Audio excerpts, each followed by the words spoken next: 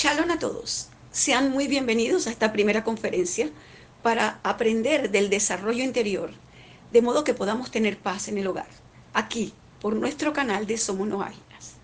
Mi nombre es Ana Fermín, yo soy médico especialista en salud pública, soy psicoterapeuta con maestría en la conformación y la dinámica de las parejas, de familia y del conocimiento de la adolescencia.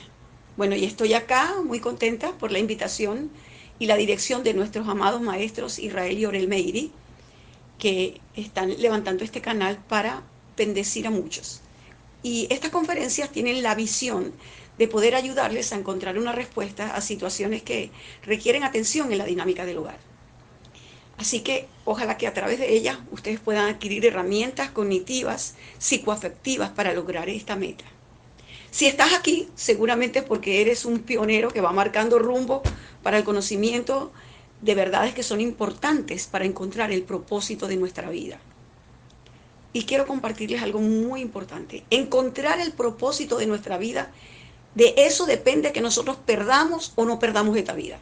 Porque si vinimos aquí a un propósito y no lo encontramos, bueno, hemos dicho, vinimos a hacer nada. Entonces, es importantísimo, requiere que aprendamos a pensar eficientemente para que cada uno por sí mismo pueda encontrar e identificar su propósito. Cuando no lo hemos identificado, pues tenemos que hacerlo para poder ir por él.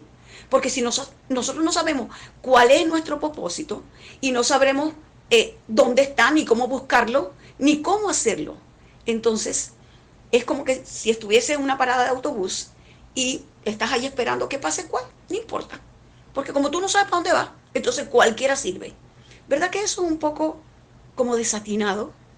Pues así pueden estar viviendo muchas personas que todavía no han identificado su propósito y que todavía se han levantado a ir por él. Nosotros necesitamos entender esto para que nuestra vida sea una vida con propósito. Y antes de entender esta parte técnica, que las herramientas que les vamos a dar, vamos a tocar dos puntos muy importantes. Uno de estos puntos tiene que ver como el judaísmo. Si usted es un no ágida, bienvenido acá, porque este es nuestro canal de Somos No Ágida, este es tu canal. Entonces tú has entendido que hay un Dios uno y único, ¿verdad? Y si sabemos que hay un Dios uno y único, bueno, mínimo tenemos que encontrarlo, ¿ok? Entonces, la fe judía se sostiene con pilares muy firmes y vamos a tocar el conocimiento de tres de estos pilares que soportan la fe judía. La primera es la historia, ese pilar es tremendo. O sea, el pueblo judío se sostiene la fe sobre la historia, no son ideas ni cuentos que van inventando la gente, que en un concilio dijeron una cosa, que los otros dieron, no. Estas son cosas, hechos reales contundentes. El judaísmo se sostiene sobre la historia verdadera, probada y documentada, ¿ok? El segundo pilar es una realidad en la vida de cualquier ser humano. Hay una tendencia dentro del alma. El alma tiene un deseo por el infinito. Y no me dejará mentir si le digo que si usted sabe muy bien que si una persona tiene algo, supongamos dinero, tiene dinero, quiere más. Tiene alguien que lo quiere mucho, quiere que lo quiera más. Tiene fama, bueno, quiere más. Y si ya tiene dinero, fama, gente que lo quiera, bueno, todavía quiere algo más. Quiere un logro que va más allá arriba, porque él tiene una necesidad infinita de la plenitud, la satisfacción plena. ¿Y sabes qué? Cuando era niña, o escuché en la televisión un mensaje que decía, solo Dios satisface. Y yo no entendía esto, claro, era muy pequeña para entender eso. Yo decía, pero ¿cómo es eso? Si uno puede satisfacerse comiendo helado, montándose en la bicicleta, porque no entendía, porque no era un adulto, que mi alma se había despertado, había tenido conciencia para entender cosas. Pero cuando crecí, esa frase todavía estaba en mi mente porque el alma de nosotros tiene un deseo por el infinito. Por lo tanto, solo Dios satisface, porque solamente Él es infinito y capaz de llenar ese espacio que necesita ser pleno, necesita ser completado. Entonces ahí pude entender lo que significaba que Dios satisface. Entonces estamos claros en que hay una historia que, que lo prueba, que es contundente. Hay una necesidad en el alma, en el ser humano, que busca la plenitud de Dios. Y hay otro pilar muy importante también que vamos a tocar hoy, que es el diseño inteligente. Todavía le enseñan a los niños que vinieron el bim bam, explotaron dos pelotas y dos estrellas y se formó todo este universo. Ay, pero bueno, hay que ser demasiado fantasioso para creer que esta perfección de universo se formó del desastre. Yo no creo que usted esté creyendo que van a inventar una bomba, la van a tirar en su casa y entonces, después que la bomba explote, la ropa va a estar lavada, planchada, guardada en las gavetas, toda su casa limpia y ordenada, la comida lista, la mesa puesta y con los platos ahí y usted se va a sentar. Entonces usted cada semana va y compra una bomba de esa para zumbarla en su casa, pues. ¿Verdad que eso es una cosa loca? No existe. Detrás del desastre, detrás del desorden, no hay ninguna conciencia, eso es fortuito. Pero detrás de todo orden hay una conciencia que ordenó eso. Y no hay nada más ordenado y más perfecto que cómo está este universo. Nosotros, los seres humanos, en nuestra rebelión, es que hemos vuelto un desastre este universo. Y ya nos estamos dando cuenta que ya el planeta está tronando, todo el mundo sabe. Todo el mundo sabe que el planeta está, las aguas están contaminadas, los recursos naturales están agotados, está el recalentamiento global, la capa de ozono está vuelta en nada, y la matazón y las guerras, bueno, ¿qué más? Entonces nosotros sabemos que hemos destruido, gracias al eterno santo Dios de Israel, que sigue recreando y recreando, porque si no ya esto estaría desaparecido. El diseño inteligente te enseña que detrás de todo orden hay una conciencia que ordenó para que ese sistema funcione. Cuando yo estudiaba en la universidad, cuando estudiaba medicina, teníamos un profesor que, por cierto, fue el doctor Salvatore Pluquino, se llamaba. No sé si se llama todavía, pero era ya un señor mayor cuando recibíamos clases. Ese señor fue el que farmacolizó el primer trasplante de corazón por el doctor Christian Barnard. Y él nos traía unas clases tan impresionantes. Un día trajo una foto ultramicroscópica de una mitocondria. Una mitocondria es una estructura intracelular ultramicroscópica que tiene una función tan extraordinaria. Es una cosa mínima, pequeñísima, ¿verdad? Que está en las células y está encargada, esa estructura tan pequeña, encadenada con otras, está encargada de tomar moléculas de glucosa y oxígeno molecular y con ellas desencadenar un proceso que produzca energía y guardarlas en unas moléculas que se llaman ATP. Entonces el cuerpo tiene guardado en su interior toda esa energía que se forma y que se sintetiza ahí en la mitocondria, pero de una manera tan extraordinaria que usted no se puede imaginar que una cosa tan ultramicroscópica haga un trabajo tan impresionante. Entonces usted dice, ¿usted cree que eso se formó de un desastre? De que explotó algo y eso por decirle una de las estructuras. Entonces sabemos y entendemos que todo este universo fue hecho de una manera diseñada y con un diseño no solamente inteligente, sino que tiene el sello de su creador. La creación misma grita quién es su creador. Es como cuando ves un cuadro y tiene la firma del que lo hizo, de su autor. Asimismo la creación está testificando de quién la creó, porque toda la creación tiene el sello de Dios. Mire, los organismos se reproducen sexualmente. ¿Y eso quién lo hizo? Eso lo hizo Dios. Tiene su marca. Hasta los vegetales, hasta las plantas se reproducen con gametos. Se llaman gametos femeninos y gametos masculinos. Eso está hecho por el creador. Lo puso así. Inclusive hay cosas que uno se va enterando. Por ejemplo, en las Olimpiadas. Hubo una época en que cuando no había todavía estas técnicas tan adelantadas del ADN, ¿verdad? De hacer un cariotipo, esas cosas no habían. Entonces, algunos hombres se camuflaban como mujeres y ganaban las Olimpiadas, porque eran hombres, pero se hacían pasar por mujeres. Y entonces, claro, hay que saber que el hombre tiene unas condiciones en cuanto a fuerza, en cuanto a potencia, en cuanto a nivel de conquista, mucho más grande que las mujeres. Y las mujeres tenemos otras características, ¿verdad? Porque Dios a cada uno le dio sus virtudes. Entonces después sí se supo que se descubrieron estas cosas, entonces cada vez que va una persona a las Olimpiadas, le hacen una prueba, le toman una muestra de su célula y lo miran y dicen, no, mira, esto aquí dice XX, o sea, usted es una mujer, y aquí dice XY, o sea, usted es un hombre. O sea que aunque nosotros podemos cambiarnos nuestro exterior, podamos hacer lo que querramos, pero todas las células de nuestro cuerpo testifican quién eres tú. Que Dios te mandó con un propósito, te creó con una dirección, y que es muy importante que nosotros aprendamos a conocer que el origen divino de la creación. Nosotros somos parte de la corona de la creación, dice la Escritura. En la Organización Mundial de la Salud, hace mucho tiempo, en Helsinki, decidieron definir qué es lo que era el hombre.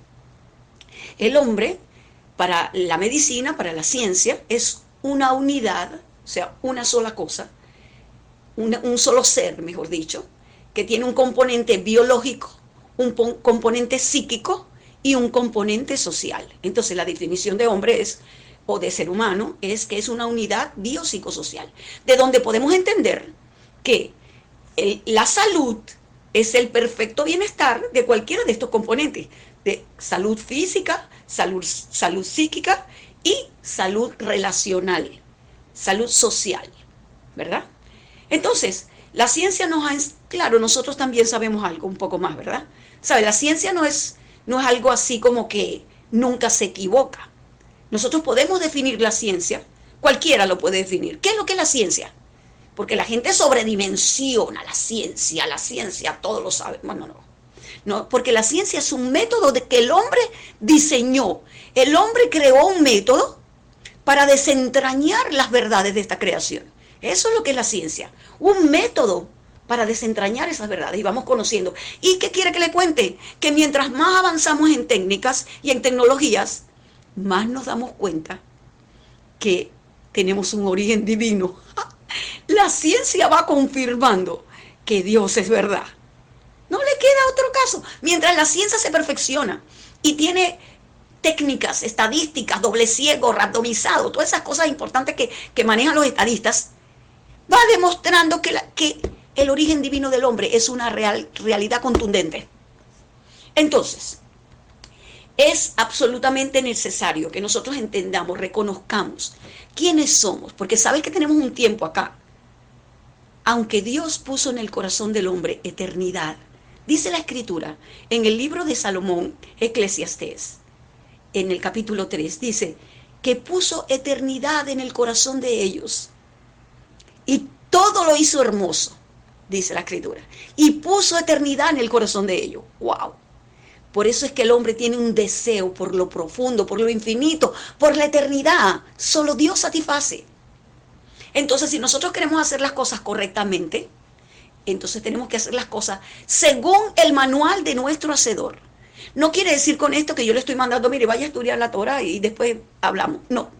Nosotros tenemos aquí la conciencia y la responsabilidad. Hemos asumido, los maestros Orel y Israel Meiri, que son dos personas valiosísimas que se preocupan del desarrollo espiritual de las personas y que nos involucran a muchos en este trabajo tan lindo, en que vamos a buscar herramientas cognitivas, psicoafectivas, para que usted pueda manejarlas. Pero déjeme decirle que esas herramientas están contenidas en la Torá.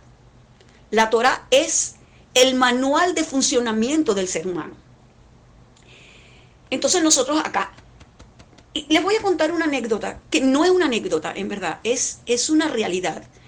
Lo aprendí de una señora judía que estuvo presa en el campo de concentración nazi, y ella contaba que durante la guerra los alemanes bombardearon a Rusia, pero tremendamente. Y usted sabe que en esa época no había que si la nube, para que allá metiéramos el dinero, los bancos mandaran la información, no había eso, ¿verdad? Y lanzaron las bombas dinamitaron todos los pueblos, las urbes en Rusia, y se acabó todo eso. La gente que tenía mucho dinero en sus bancos, pues se quedó sin nada, y los que tenían sus casas, pues tampoco tenían un seguro que les pagara la casa, quedaron en la calle. Y en la calle en Rusia no se puede vivir. Eso fue lo que mató a los alemanes, el invierno ruso. 40 grados bajo cero, no aguantaron eso. Porque Dios tiene su plan también. La gente no puede hacer lo que quiere así nada más.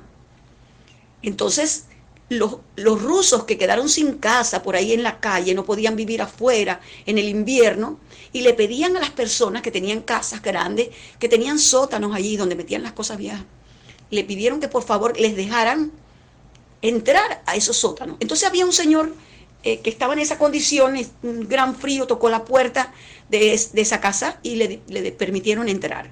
Vaya al sótano, cobíjese ahí. Y cuando él entró al sótano, él encontró un arpa que estaba rota. El encordado estaba todo roto, despegado. Y entonces él empezó a arreglarla. Y a la medianoche empezó a tocar. Y después que la terminó, empezó a tocar. Y el dueño de la casa, que sabía que tenía un arpa, y él, oye, pero yo estoy oyendo una música de una arpa. Pero no creo que sea la arpa que yo tengo allá abajo, porque esa arpa estaba rota. Yo la llevé a donde muchos luthiers que hacen instrumentos a que me la arreglaran, y decían, no, mira, nosotros no entendemos este sistema, no la conocemos, así que no la podemos arreglar. Y él se guardó su arpa rota, y entonces cuando va y dice, Señor, lo ve tocando, y usted cómo está tocando, dice, es que yo la arreglé, y si usted cómo la pudo arreglar, si yo busqué muchas personas que lo arreglaran, y ninguno lo pudo arreglar. Y él dijo, lo que pasa es que yo soy el que hizo esta arpa, yo soy el creador de este sistema, y por eso lo pude arreglar. Exactamente eso es lo que nos pasa a nosotros. Tenemos un creador tan lindo, tan sabio, tan perfecto, que nos creó, y nos creó con un manual para que sepamos cómo hacer las cosas. La escritura dice, en Deuteronomio, ¿verdad? Dice que Hashem le dijo al hombre, mira que pongo delante de ti la vida y la muerte, la bendición y la maldición. Y luego te dice lo que tienes que hacer. Aquí en Venezuela decimos, te sopla la respuesta. Escoge pues la vida para que te vaya bien, a ti y a tu descendencia. Él te da unos lineamientos, Él te da un estándar para que lo sigas. El seguir la Torá es importante para poder llevar una vida de victoria, una vida de bendición, haciendo lo que tenemos que hacer y cumpliendo el propósito que Dios diseñó para nosotros. Entonces, nuestro objetivo en esta introducción a estas conferencias es concientizarnos de la importancia de qué hacemos nosotros con nuestra vida, y para hacer cualquier cosa tenemos que pensar. Aquí la condición es aprender a pensar. ¿En qué estamos pensando? Yo no sé si usted ha estado enamorado alguna vez, pero cuando la gente está enamorada, está como los locos, monotemático. Entonces solamente piensa en una sola cosa. Ay, mi enamorado. Ay, mi enamorada. Si está en un trabajo que está desarrollando, no hace otra cosa, no quiere comer, solamente quiere pensar en ese trabajo para alcanzar eso. Pero nosotros tenemos que aprender a ser un poco más objetivos en la vida. Entonces hay tiempo para pensar unas cosas y tiempo para pensar sobre otras. No nos podemos quedar pegados en un solo pensamiento. Y la otra cosa es que hacemos todo lo contrario. Estamos completamente dispersos, desenfocados. Porque los pensamientos, ¿de dónde vienen? Vienen de sensaciones y de impresiones internas, y también de percepciones, de estímulos externos. Y ahí se forma el pensamiento. Y el pensamiento se genera en nuestro cerebro y viene como que fuera una moneda de dos caras. Por un lado está el pensamiento, la parte cognitiva, y por el lado contrario de la moneda está la emoción que genera ese pensamiento. ¿Ok? Y tenemos un pensamiento que genera una emoción, y una vez que usted piensa y se emociona, entonces se produce una conducta.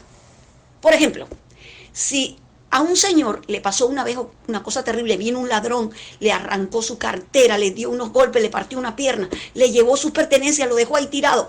Ese señor se salvó de puro milagro, pero él cada vez que ve a una persona en la calle se asusta, porque se acuerda.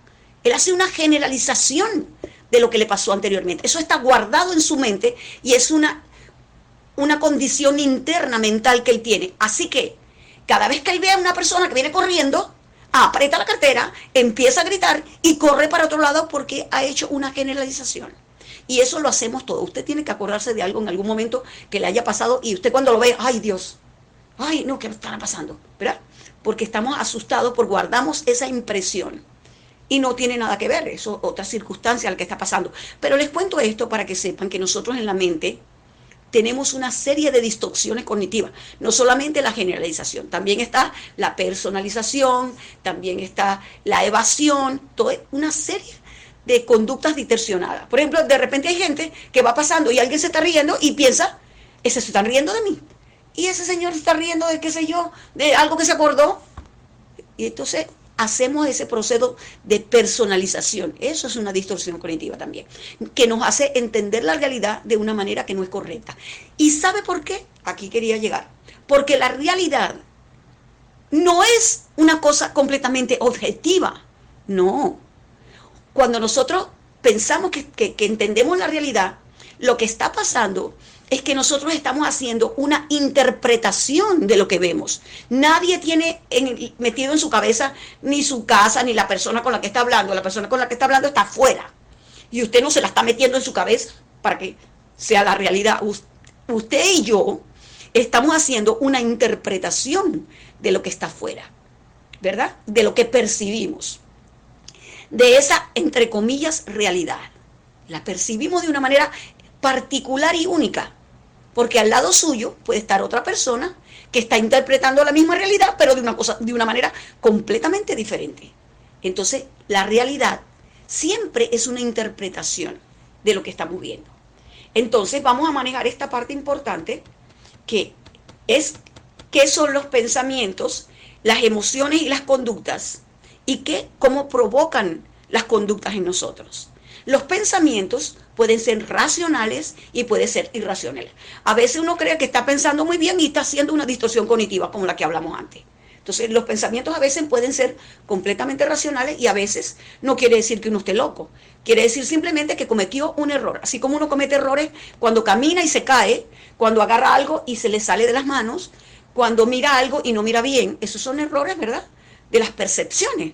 Igualmente el cerebro también comete errores y a veces es porque su capacidad para ubicación en el espacio cambia la perspectiva. Entonces los pensamientos pueden ser racionales o irracionales. Y las emociones que vienen junto, como hablamos antes, vienen junto con el pensamiento, es la moneda de dos caras. Las emociones pueden ser ajustadas a lo que estamos pensando o desajustadas. Por ejemplo, si a una persona se le muere un ser querido, bueno, es lógico que esté triste, ¿no es cierto? Uno se pone triste porque se separa de una persona, de alguna manera vamos a tener que esperar mucho, si tenemos fe y confiamos que lo vamos a volver a ver esa persona en otro tiempo. Pero, ok, se entiende eso. Pero si usted va a pasar la vida entera llorando y no se va a recuperar más, no va a comer, se va a zumbar por el primer barranco que pasa, eso es una emoción desajustada, ¿ok?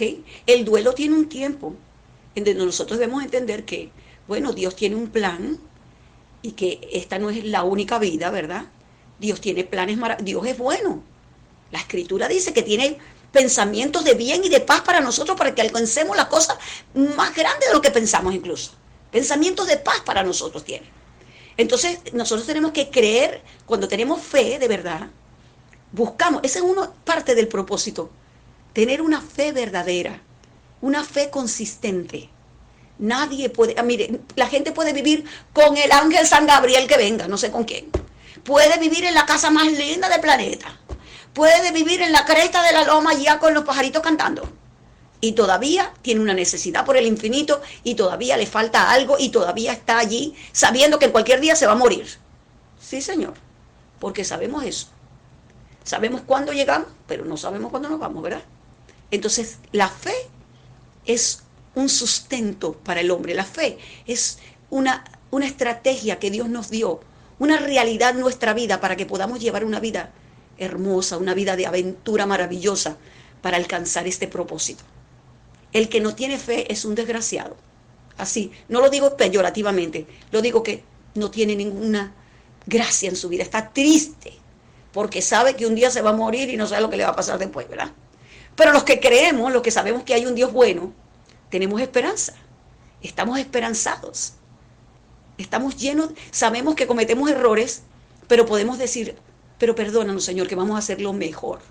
Lo vamos a intentar de nuevo. En este mes de Elul tenemos la oportunidad de hacer Teshuvah, de arrepentirnos y de poder ir mejorando cada día. Podemos inclusive irnos evaluando, estamos mejor, porque muchas veces pensamos que, ay, lo estamos haciendo mal, pero ¿con respecto a qué?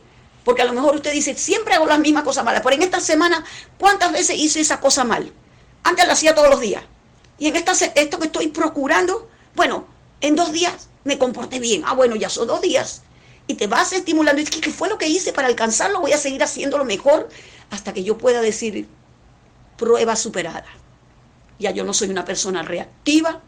Ya yo no soy una persona que tiene una baja autoestima, que siempre está creyendo que los demás están pensando mal. Por eso es que nosotros, por lo que pensamos, es que nos afligimos y tenemos conductas disfuncionales, ¿sí? Porque nos faltaba esta otra parte.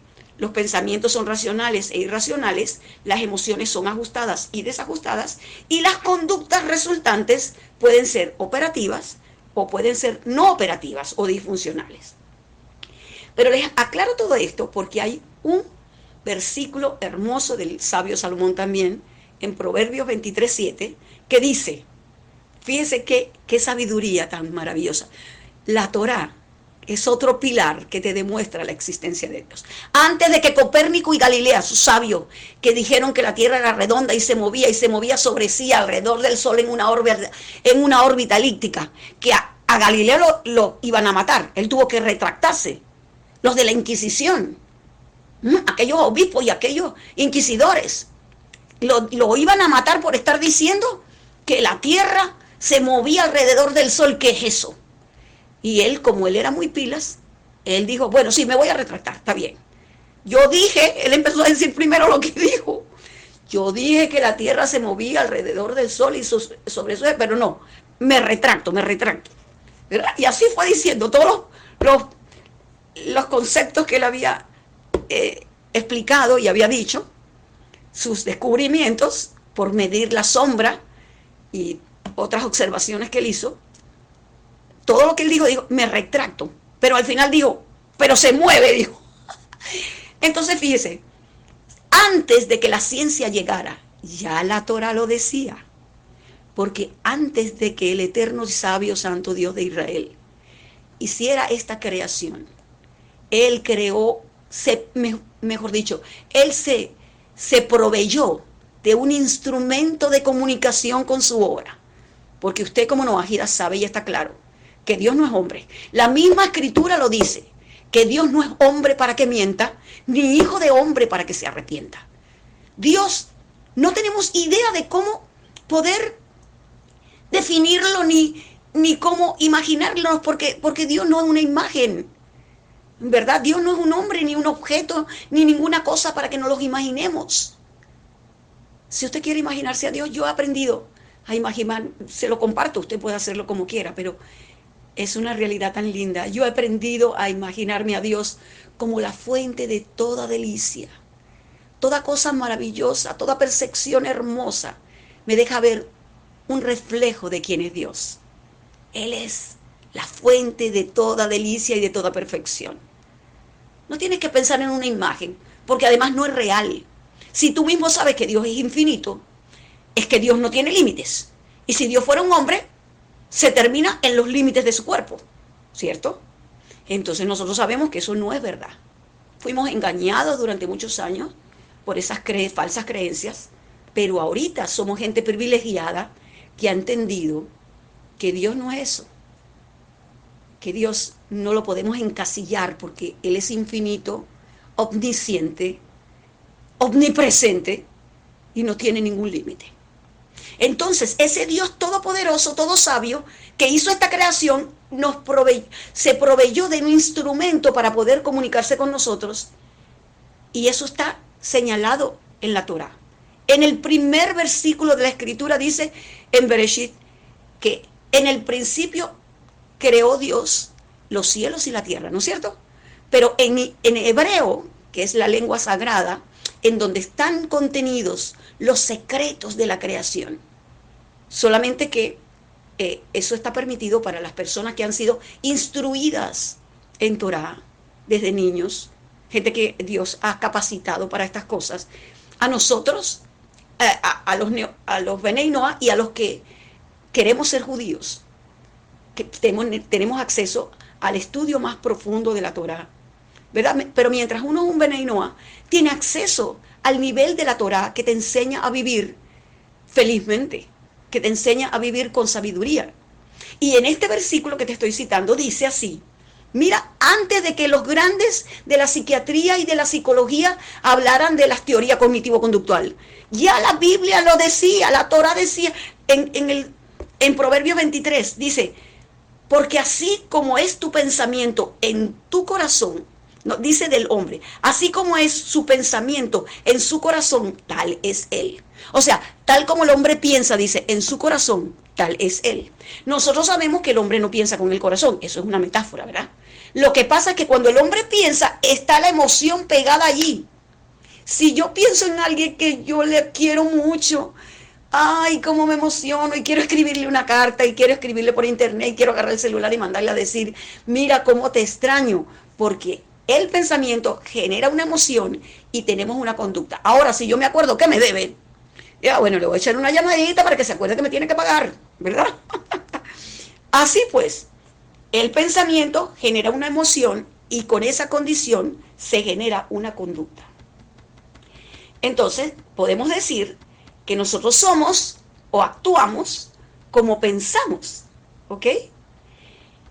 Entonces, mira qué importante es el conocer el pensamiento y aprender nosotros a controlar nuestro pensamiento. Nosotros no podemos detener el pensamiento porque el pensamiento es espontáneo, fluye de adentro y entra, se interpreta desde afuera.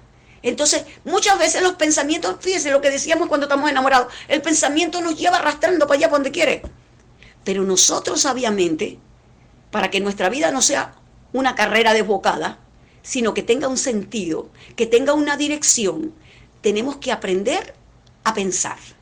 Y cuando nosotros pensamos y analizamos acerca de lo que pensamos, eso se llama metacognición. Estamos haciendo una valoración de cómo pensamos y cómo lo podríamos hacer mejor. ¿En qué estoy gastando mi tiempo? Me la paso todo el día pensando en una cosa que en el mismo problema. Las terapias para tratar a los pacientes que tienen problemas, mire, usted tiene que tener un horario para pensar en el problema. Usted no puede pasarse todo el día desde que abre los ojos y dice, gracias a Dios que me desperté, Modéani, y hace su cosa y ahí empieza a pensar en lo mismo todo el día y va arrastrando la cobija por la calle de la amargura todo el santo día pensando lo mismo. Tiene que salirse de ahí. ¿Y por qué no se sale? Porque no hemos aprendido no podemos detener nuestros pensamientos, así como no se puede detener ni el corazón, ni el riñón, ni el pulmón. Esos están andando. El cerebro también. Y está interpretando la realidad. Usted cree que no está interpretando, usted está sentado en la silla porque su cerebro está teniendo su cuerpo en una posición tal que le permite a usted estar sentado erguido en la silla. Todo eso el cerebro lo está interpretando, la forma que tiene su cuerpo, el contacto que tiene con la silla, todo eso. Cada movimiento que hacemos, cada pensamiento que cruza, el cerebro lo está produciendo. Entonces nosotros no podemos detener al cerebro, ¿verdad? No podemos detener los pensamientos, pero sí podemos hacer algo. Podemos dirigirlos. Para poder ser nosotros mismos, tenemos que controlar lo que pensamos. No que todos los estímulos externos e internos nos lleven arrastrando por la vida. No, nosotros vamos a aprender a pensar correctamente. Vamos a hablarles entonces de este salmo tan bello. ¿Y por qué yo les traigo la cita de la Torá y de la Tanaj? Porque ya les dije que sí, el hombre que construyó el arpa la pudo construir porque él conocía, porque fue el que la hizo, y que el hacedor fue el que nos hizo nosotros, el creador, y que nos dio este manual de instrucciones.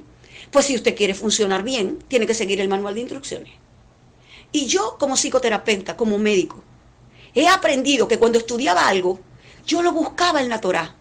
De repente una gente que no maneja la psiquiatría, ni la psicología, ni la sociología, ni qué sé yo, dice, no lo busca ya, no busca eso en la Torá. Tal vez lo lee, pero no dice, mira lo que dice aquí. Dice esta teoría. Mire, los grandes sociólogos, psicólogos contemporáneos y hasta psiquiatras como Sigmund Freud eran judíos y son judíos. Y yo dije, mira, me sorprendí cuando me di cuenta de eso. ¿Sabe por qué? Porque a lo mejor no son unos judíos observantes, pero conocen Torah. Y eso se despierta, ese pensamiento está ahí en su estructura, en sus esquemas mentales, y sale cuando usted quiere aplicarlo a una realidad que tiene enfrente. Entonces, por eso traigo este salmo. Mira, el primer salmo de la escritura, el salmo número 1 que escribió David Hamelech, dice, dichoso el hombre, dichoso uno que es feliz, feliz, feliz. Qué maravilla, lo más feliz que se puede ser. Ese es el hombre que no ha andado en consejo de los malvados. ¿Ok? No está siguiendo las maldades que le dice la gente. Mira, pero aquel se peleó contigo, métele un palazo. ¿Ok? Tú no anda en consejo de malo. Ni mira cómo le vamos a quitar esto al otro. Ni mira lo que hace fulano. Tú tienes que fijarte bien con quién andas, con quién hablas, qué cosas escuchas en la televisión o en la radio, a quién tú le prestas oídos, en manos de quién están tus oídos. Después que dice que no ha andado en consejo de malos, ni en senda de pecadores él ha caminado. No anda haciendo lo malo. Y si yo no, mira que vamos a hacer tal cosa, no, yo no voy para allá, porque eso no me conviene. O a lo mejor no lo dice, pero no va. Ni tampoco se cree la cosa mejor de este mundo y se burla de los demás que no saben o que no tienen. Entonces, ese hombre que no hace esas cosas, sino que por el contrario, en la Torá del Eterno está su delicia. Y en ella medita de día y de noche. Este es inteligente, no vamos a decir que no, ¿verdad? ¿Y sabe cuál es la consecuencia de hacer eso? Será como un árbol plantado junto a corrientes de agua, que da su fruto a su tiempo, su hoja no se marchita, y todo lo que hace tendrá éxito. Porque Dios lo bendice. Él sigue las instrucciones del hacedor, y no le puede ir de otra manera, sino bien. Entonces nosotros, para esta vez, en esta entrega, que ya vamos a ir cerrando, quiero que ustedes como estrategia empiecen a pensar sobre lo que ustedes piensan. Siéntese con un lápiz y un papel y analice en qué piensa usted todo el día. ¿En qué gasta más tiempo? ¿Cuál es el pensamiento que lo trae a usted más preocupado, en quien usted invierte más tiempo? ¿Y qué soluciones le está dando esa situación? ¿Con quién habla usted y qué cosas oye? Lo mejor que uno puede hacer cuando oye que está hablando mal de otro es que usted diga, buenas tardes, con permiso, me tengo que ir. Se va. Y no sé qué, no preste, sus oídos no son pipotes de basura para que todo el que venga a echarle la basura allá adentro. Y a lo mejor usted porque tendríamos que defender a la persona, ¿sabe? Tendríamos que defender a la persona del que están hablando. Mira, podríamos decir simplemente, mira, no acostumbro a hablar de alguien que no está presente. Así que con permiso, ¿verdad? Para que se defienda, porque es una injusticia hablar mal de alguien que no tiene quien lo defienda. ¿Verdad? Hasta la ley establece eso. Cuando acusan a alguien, hay un defensor y hay un acusador. Tienen que estar allí. Entonces, cuando uno oye hablando mal porque se supone que nosotros no hablamos mal de la gente, ¿verdad? No hagamos eso, porque eso es muy terrible. Por ahí tenemos el libro de cómo hablar bien, de lo que significa hacer la Lashon Hara. Y es maravilloso dejar de quejarnos. La queja es una forma. Cuando usted se queja es porque tiene un pensamiento negativo y que lo acongoja, que lo aflige y se expresa en la queja. Sálgase de ahí y diga, no me voy a quejar más, pues yo no tengo que tener mi mente todo el día pensando cosas tontas o pensando cosas sobre las que no tengo injerencia. Voy a hablar mal del gobierno. ¿Cómo para qué? ¿Cómo para qué yo voy a hablar mal del gobierno si yo no puedo hacer nada por eso? Puedo orar. Por eso entre las estrategias que vamos a tener está de primerito la tefilá, la recitación de Tejilín. El tiempo que podemos tener una conversación con Dios y íntima con Dios, ¿verdad? El estudio permanente de la Torah y el aprendizaje de estas estrategias que vamos a ir dando progresivamente.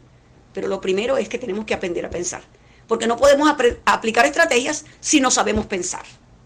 Sabiendo lo que vamos a pensar y cómo lo vamos a hacer, entonces vamos a aprender estrategias que nos ayuden a resolver conflictos. La segunda cosa que le quería decir, aproveche su tiempo. El tiempo es la vida del hombre, ¿ok? La vida de nosotros, el tiempo. ¿Qué estamos haciendo con nuestra vida? perdiéndolo tontamente. Entonces no, tenemos que tener una vida organizada de tal hora a tal hora vamos a hacer esto, vamos a descansar, vamos a comer, vamos a atender los niños. Hay un horario para que nuestra vida funcione armoniosamente. ¿A quién le vas a preguntar sobre tus dudas, sobre tus problemas? ¿Al vecino? No, tú no sabes, porque a lo mejor el vecino que no es ágida, que no conoce las leyes de Musar, al primero que pasa le cuenta. Y no me estoy refiriendo a tu vecino en particular, a cualquier vecino. Pues nosotros tenemos que contarle nuestros problemas a una persona que esté capacitada para ayudarnos a salir de ahí. Entonces mira a quién tú le cuentas tu vida. Y aprender a valorar a toda la gente, aun cuando las personas están equivocadas, ¿verdad? Yo he aprendido algo que te lo quiero compartir para cerrar. No hay que respetar lo que la gente piense. Ay, pero qué agresiva. No, yo no respeto lo que... Respeta mis ideas para que yo respete las tuyas. Eso es una tontería. El que es irrespetuoso, aunque tú lo respetes, igualito no te va a respetar. O sea, tú no puedes obligar a la gente que respete. La gente respeta cuando es respetuoso. Y nosotros no vamos a respetar ideas locas. Nosotros no respetamos las ideas. Nosotros respetamos a la gente. ¿Verdad? Por ejemplo, yo no voy a respetar al ladrón que dice, ay no, esto es muy rudo trabajar, esos me están explotando allá. A mí me queda más fácil esperar que aquel hombre se voltee y le robo el carro. Chévere, más facilito, pero listo, y resuelvo mi problema. ¿Verdad que no? No. Pero nosotros no vamos a decir, agárrelo y mátelo de una vez. No, ¿verdad? Nosotros vamos a decir que lo lleven a la prisión, que le hagan su juicio primero, a ver si que es porque lo hizo, que tenga un defensor, que tenga un acusador y que un juez preparado para ello dictamine cuál es el veredicto, ¿verdad? Nosotros respetamos a la persona, no a lo que piensa la persona. Entonces, hay que aprender eso de cómo nos vamos a manejar con nuestros pensamientos, con las emociones que provocan y con las conductas que esos pensamientos provocan. Me despido en esta tarde, les pido que les doy muchas gracias primeramente por estar aquí y les pido que puedan prestar atención a cada una de estas enseñanzas para que su vida se transforme en algo que usted tiene en su mano, en algo que usted puede decir, yo estoy diseñando el transcurso de mi vida con la ayuda del Eterno, porque Él me permite abrir mis ojos cada día y yo voy a poder usar este tiempo que Él me da de la manera más excelente posible. Que Dios les